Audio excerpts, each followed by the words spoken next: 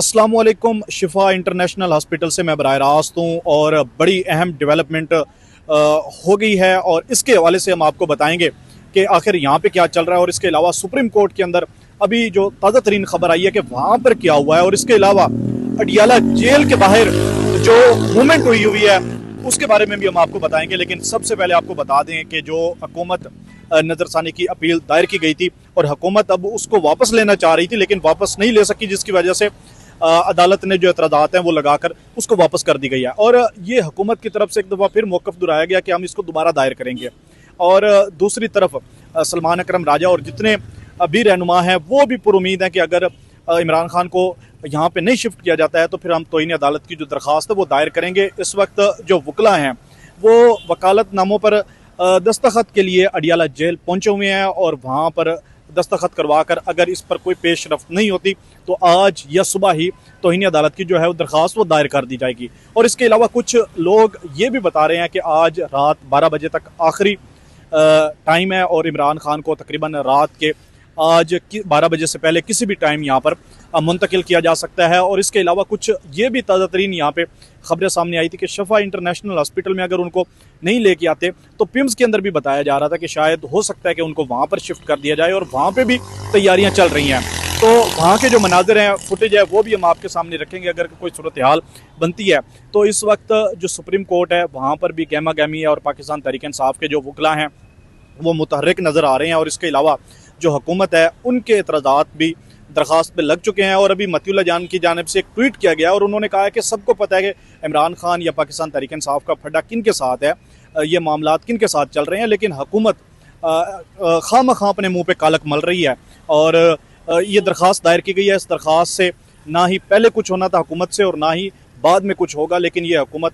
खामखा जो कालक है वो अपने सर ले रही है, क्योंकि मुस्लिम लीग नून के अंदर वो अथॉरिटी या वो चीज़ नहीं है कि जिसकी वजह से वो इमरान खान का रास्ता रोक सकें। अगर इमरान खान के मामलात जिस साइड पे चल रहे थे वहाँ पर अगर मामलात दुरुस्त होते हैं तो फिर जो नून लीग है उसका बोरी बिस्तरा गोल हो जाएगा और वो उसका यहाँ पे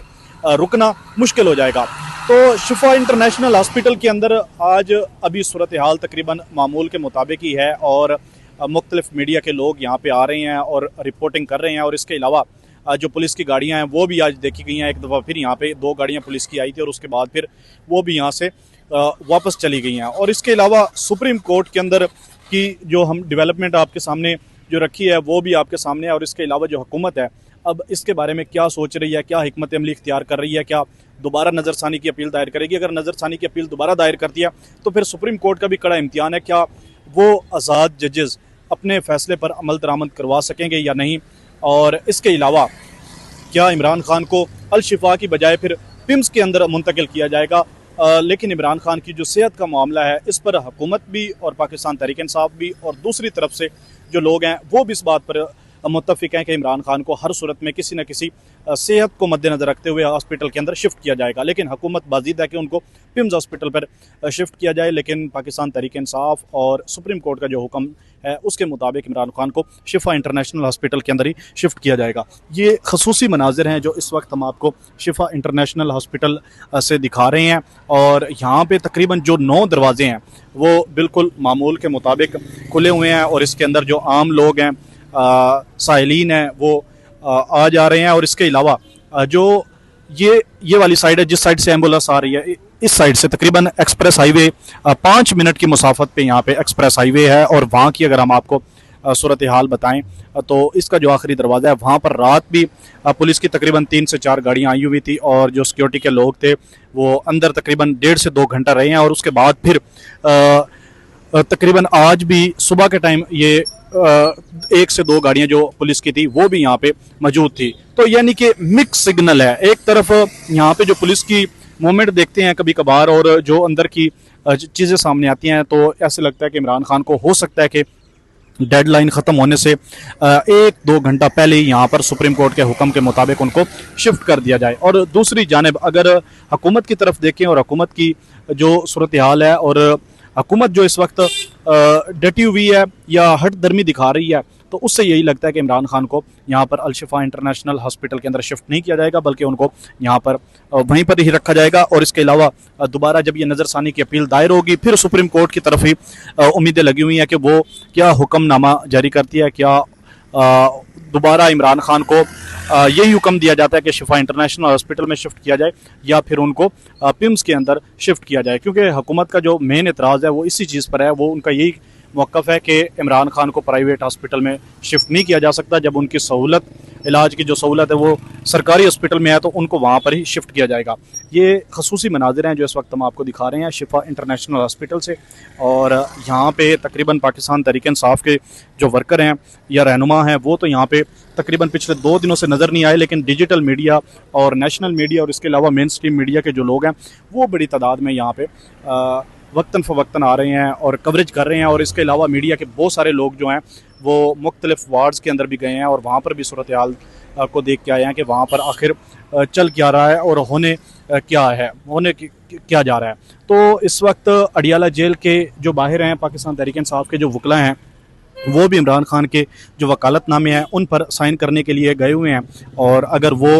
वहाँ से साइन हो जाते हैं तो फौरी तौर पे जैसे ही टाइम ख़त्म होगा डेडलाइन का, तो पाकिस्तान तहरीक इंसाफ तौहीन अदालत की जो दरख्वास्त है वो दायर कर दी जाएगी। और इसके अलावा कुछ ये भी चीज़ें सामने आ रही हैं कि गुज़िश्ता रात तारिक फजल चौधरी और इसके अलावा ख्वाजा आसिफ और इसके अलावा जो दिगर रहनुमा हैं, वो तकरीबन उनकी जानिब से ये खुल कर इज़हार किया गया है कि इसी हुकूमत के टेन्योर के अंदर और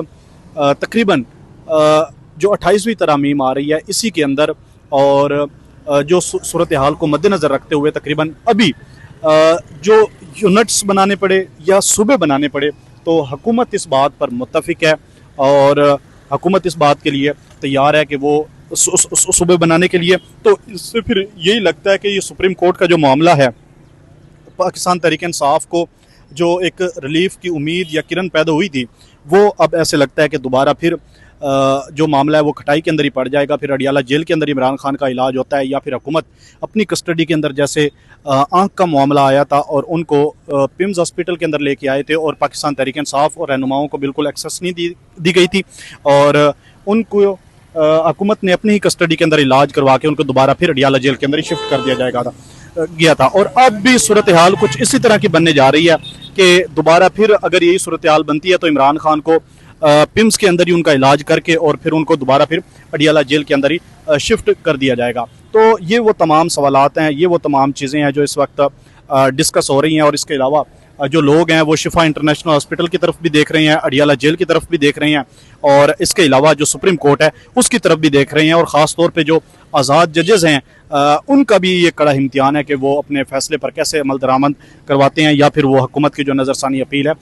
उसको एक्सेप्ट करते हैं। मज़ीद जैसे डेवलपमेंट होगी हम आपको बराह रास्त आगाह करेंगे।